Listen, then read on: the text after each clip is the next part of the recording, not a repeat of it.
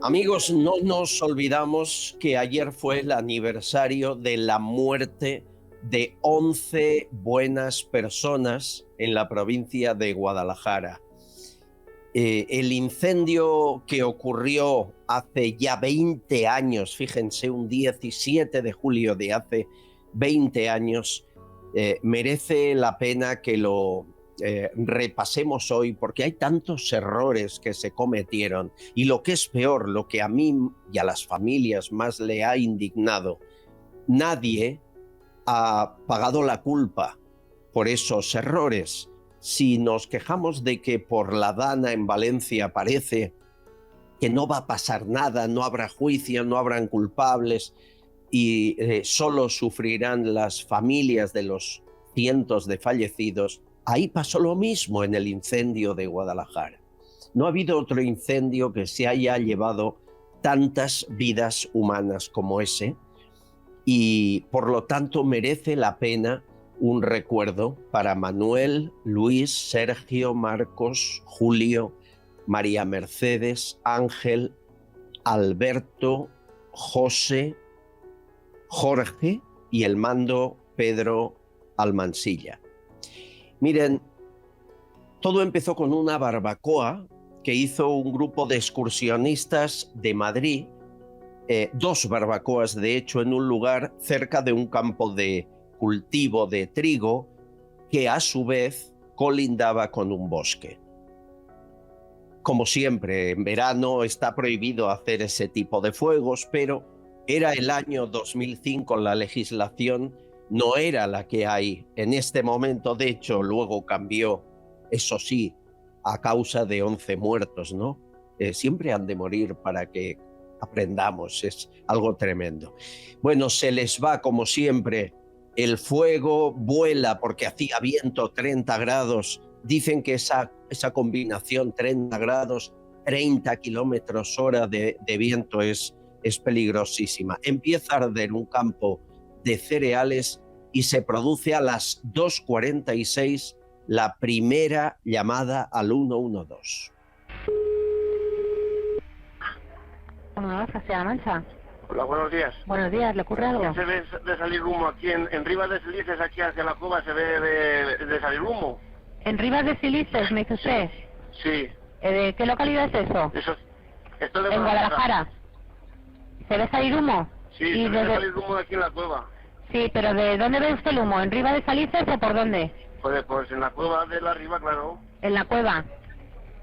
¿Y dónde está esta cueva en la Riva? Eso está en la cueva esa de los Casares, esa que hay tan famosa. ¿En la cueva de los Casares? Sí, se ve de salir algo de humo, no así mucho, pero se ve. Pedro Gallego, bienvenido, ¿cómo estás? Nuestro ingeniero, experto, bombero, bienvenido, amigo, ¿cómo vas? ¿Qué tal, Albert? Encantado de estar contigo.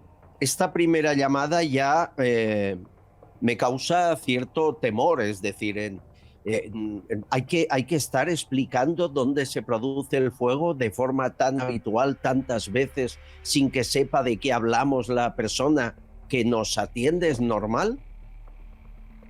Bueno, vamos a ver.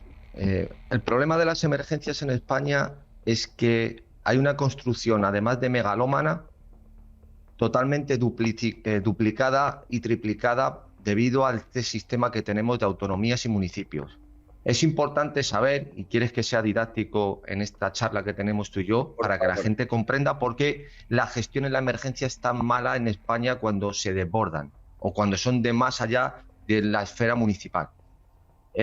Todos los municipios en España de más de 20.000 habitantes pueden tener o deben tener la obligación de tener un servicio de extinción de incendios. Esto conlleva que en España hay más de 150 servicios de bomberos distintos, que cada uno funciona a su modo y manera.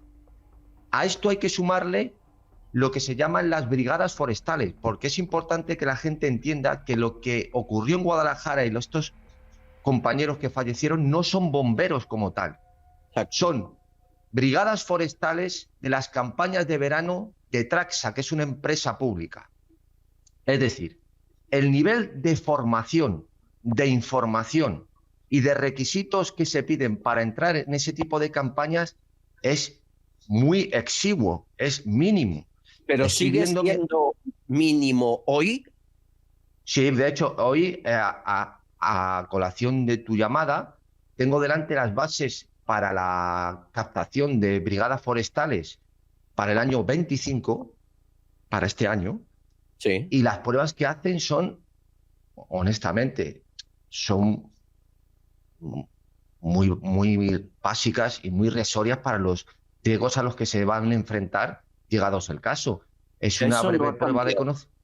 una breve Eso no ha prueba de conocimientos, un test, algo así como psicotécnico, una prueba competencial que le llaman, valoración de méritos y una prueba de conocimiento relativo a cartografía. Es que aquí yo no encuentro ni siquiera veo, que me perdone alguien si luego, pero no veo en la base ni siquiera unas pruebas físicas, que es el Bueno, elemento nuclear de un bombero.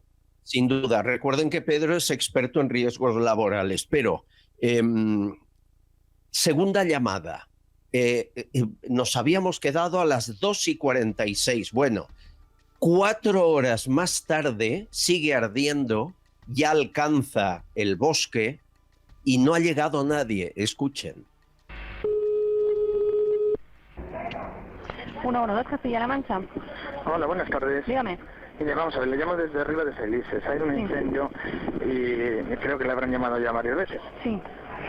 Lo que quiero es que indique ahí a la central de incendios que si no mandan medios aéreos esto se va a meter a alquilar, pero ya mismo hay un incendio grandísimo. Hay un helicóptero forestal mandado. No hay nada, pero vamos. Está mandado, señor. Tardará en llegar, pero está mandado. Un helicóptero, un retén y una motobomba. Que van, sí, lo entiendo, pero le quiero decir que si no mandan los medios aéreos con el viento que hace se va a meter. No había a alquilar llegado nada, el viento arreciaba. El momento de llegada es el primordial, Pedro, siempre lo decís. Por lo tanto, eso no puede tardar, como dicen aquí, 4 horas o 3 horas en que llegue el primer avance. Además, solo llegaron, lo que ha dicho la chica, 2 dotaciones y un helicóptero y a las 3-4 horas. ¿Eso lo hemos resuelto o seguimos igual? Por supuesto que seguimos igual. Hemos visto en los sucesos más recientes y en mi propio servicio, ya no es tanto en la demora en llegar, sino en los medios que se activan en el primer instante de la emergencia, que es lo clave y lo fundamental. Y como tú has dicho, efectivamente, sobre todo en incendios forestales, figúrate qué diferencia está en intervenir de manera drástica en el primer momento a que llegues tarde y ya haya, por ejemplo, una propagación de fuego de copas, que ya eso no lo paras, o Claro. que ya se extienda debido a las altas temperaturas o los vientos, y ya eso es muy difícil pararlo. Es decir, la activación inicial y los medios que se activan en el primer momento son fundamentales para cercenar y cegar la propagación del incendio. Si esto no se hace de manera eficaz y efectiva, luego es muy difícil. El vigilante de la torreta, que había una en la zona, la más cercana, no avisó, no se sabe por qué. El responsable del 112 de Toledo, como era al mediodía, como decíamos, de 2 a 6 de la tarde, estaba comiendo, no avisó. El coordinador de guardia se fue a la playa ese día y cambió el turno por otro que ocupaba su lugar y tardó horas en venir.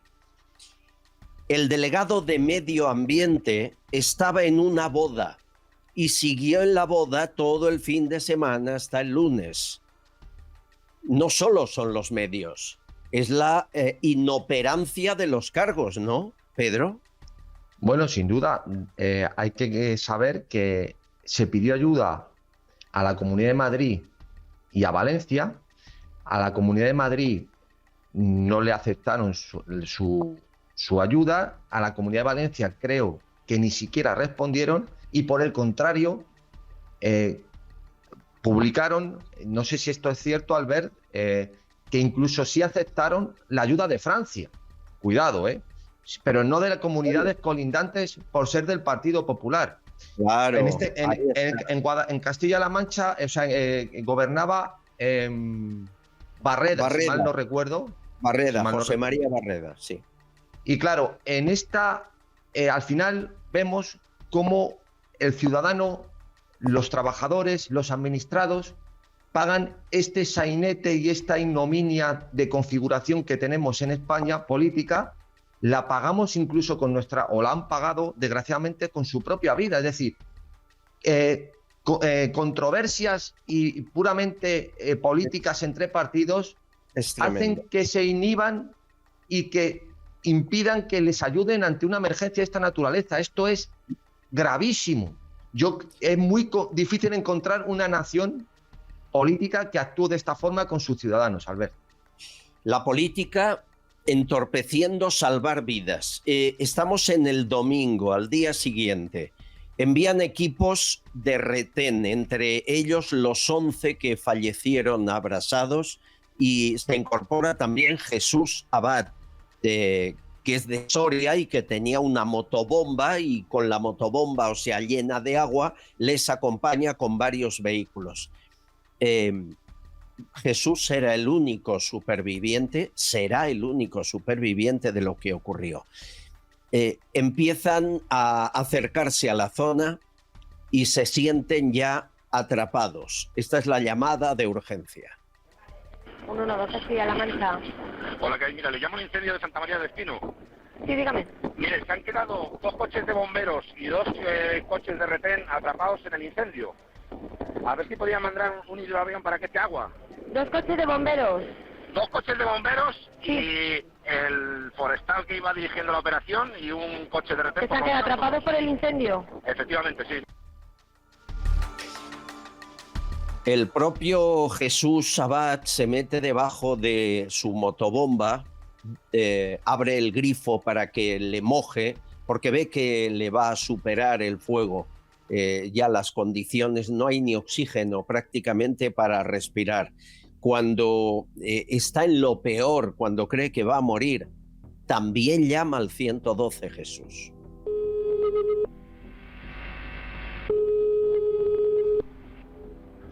Una vez Castilla-La Mancha. Por favor, que alguien me saque de este incendio de aquí. Oiga, dígame. Sí, estoy en el incendio de Guadalajara. ¿En dónde? En el incendio de Guadalajara. Le oigo muy mal, señor. En el incendio de Guadalajara. Sí, ¿en qué localidad? No, me he quedado atrapado, he subido con el camión de bomberos de Arco de Jalón, en el 23. Ay, señor, hay mucho aire. Vamos a ver, usted está en el incendio de Guadalajara, en el de arriba, ¿verdad? Sí. En el de arriba saliste. Sí. Sí. ¿Y se ha quedado atrancado con qué? Con el camión de bomberos de Arco de Jalón. ¿Usted es bombero? Sí. Vale, usted está cerca del incendio, ¿verdad? Sí, dígale, póngase en contacto con los que han subido a... no puedo hablar. Con los que han subido a... Ay, perdón. Sí.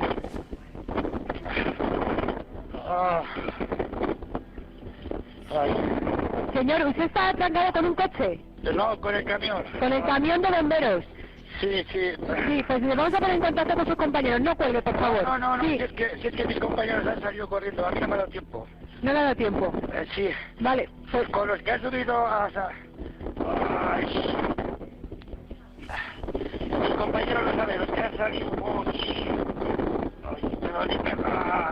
Ay, disculpe, es muy angustioso, Pedro, escuchar esto. Los compañeros que salieron corriendo salieron en vehículos 4x4 y acabaron ardiendo, y son los 11 fallecidos.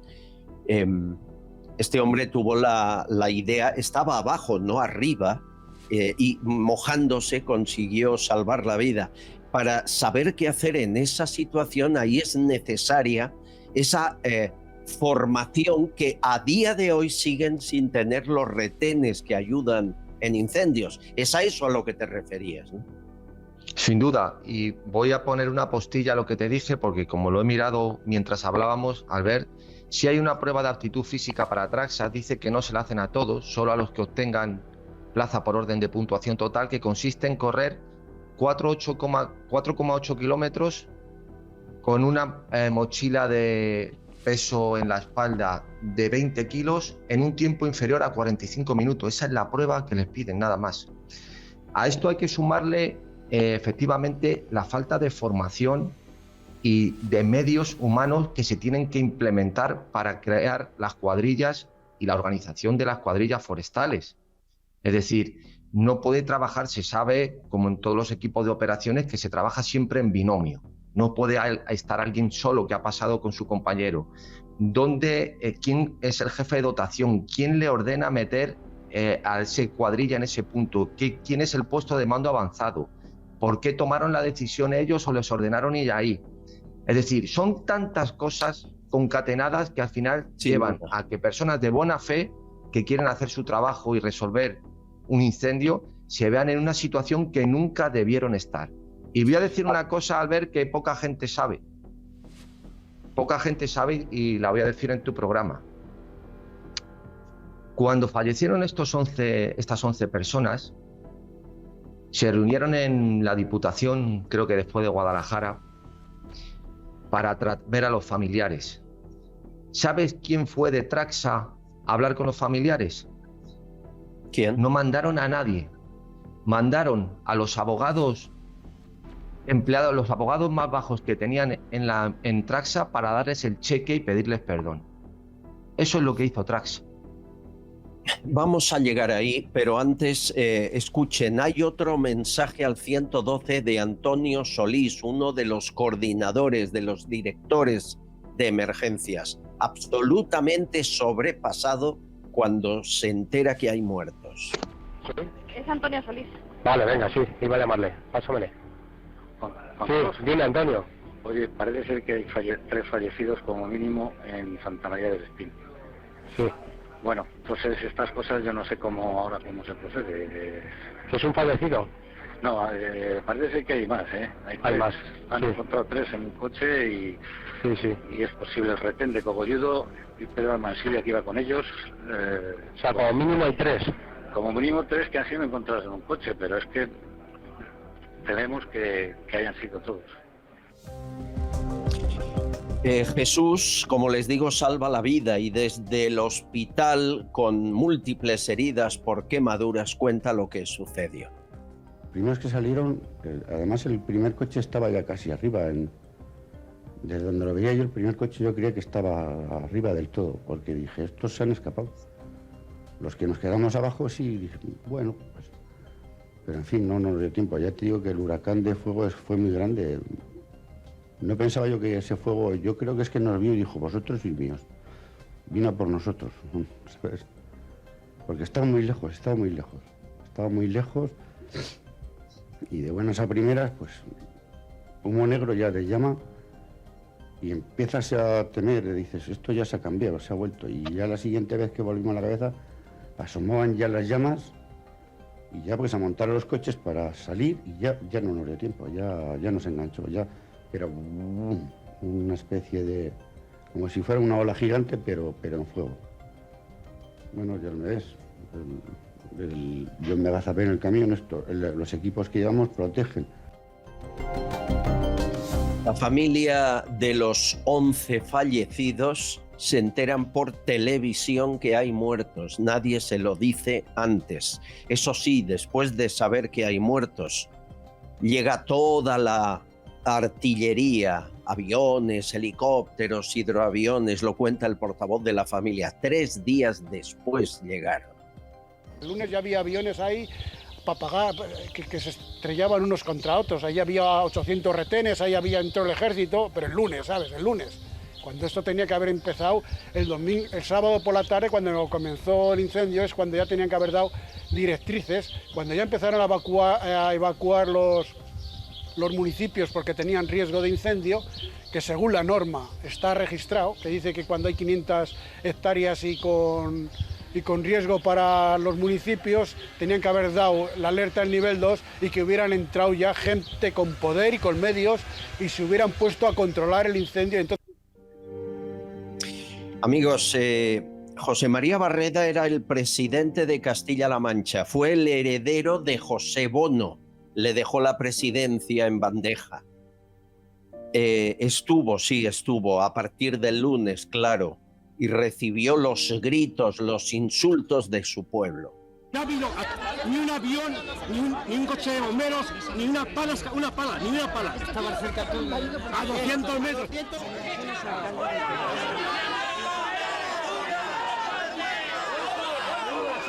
¡Esa bendita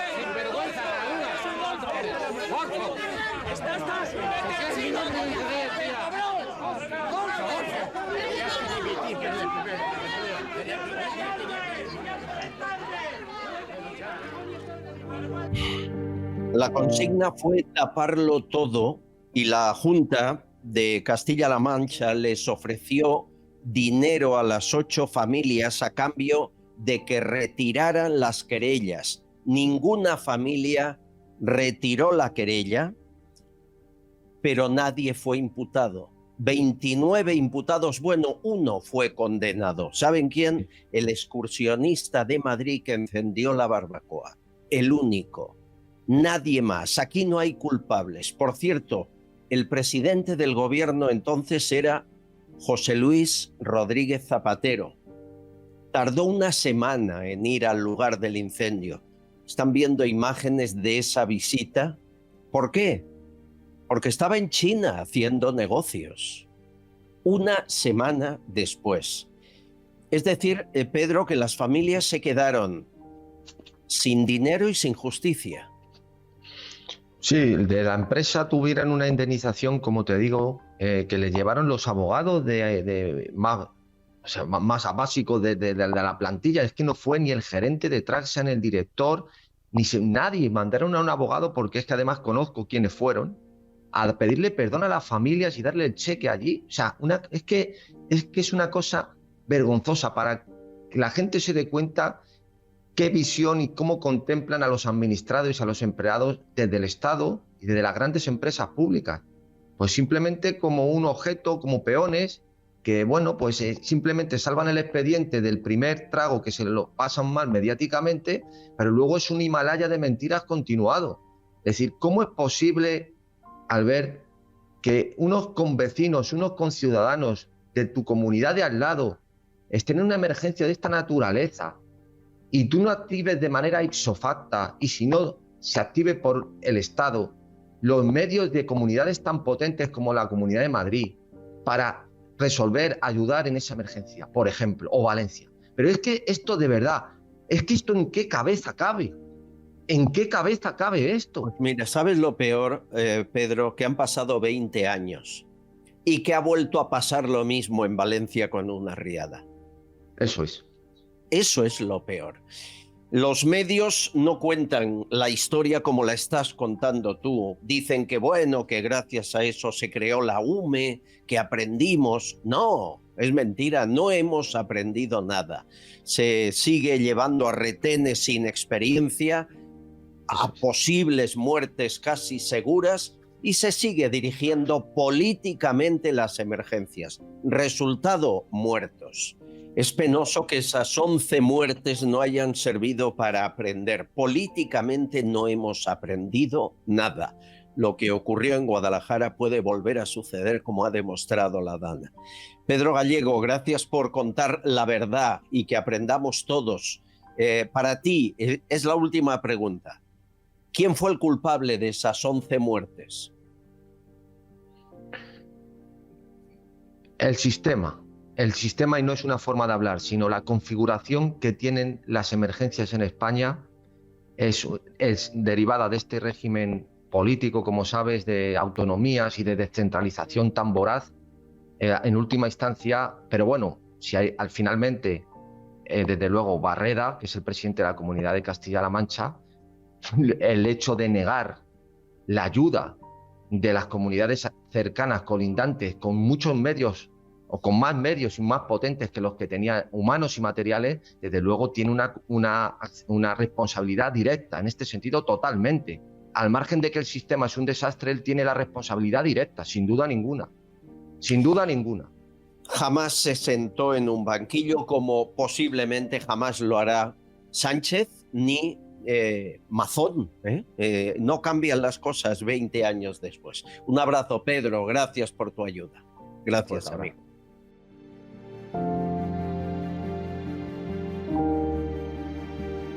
Estás escuchando Castellón Confidencial.